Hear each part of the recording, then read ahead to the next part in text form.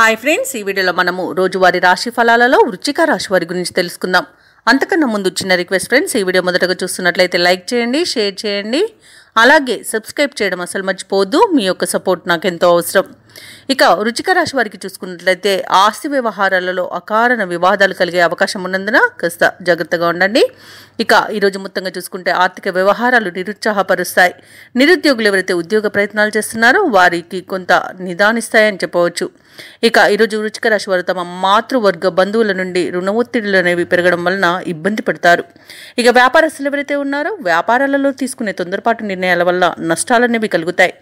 చేపట్టిన పనులన్నీ కూడా ఈరోజు కొంత నిదానంగా సాగే అవకాశం కనిపిస్తుంది.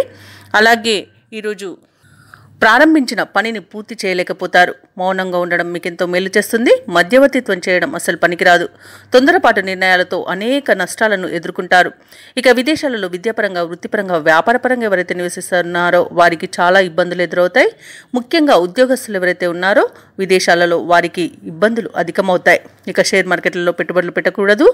ఇక ఈరోజు విలువైన వస్తువులను, ధనాన్ని కానీ పోగొట్టుకునే అవకాశం ఉన్నందున వాటి విషయంలో జాగ్రత్త వహించండి. అతి విశ్వాసం మీకు ఈరోజు చేటు చేస్తుంది కాబట్టి కాస్త జాగ్రత్తగా ఉండండి.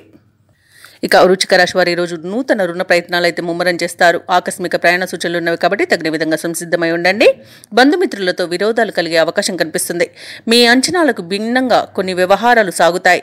ఇక మొత్తంగా చూసుకుంటే ఈరోజు పరిస్థితులు అంతగా అనుకూలించవని చెప్పవచ్చు. ఇంట బయట ఒత్తిడులు అనేవి పెరుగుతాయి.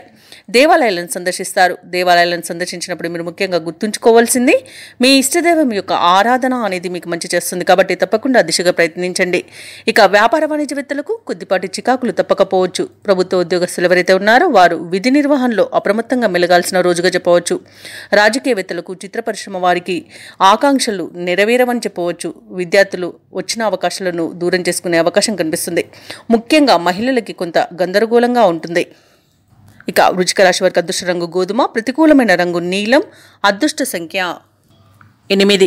ఈరోజు వృశ్చిక రాశి వారు లక్ష్మీ నరసింహస్వామి అష్టోత్తర శతనామావళి, దుర్గాదేవి అష్టోత్తర శతనామావళి పఠనం చేయడం వలన మంచి శుభ ఫలితాలను పొందుతారు.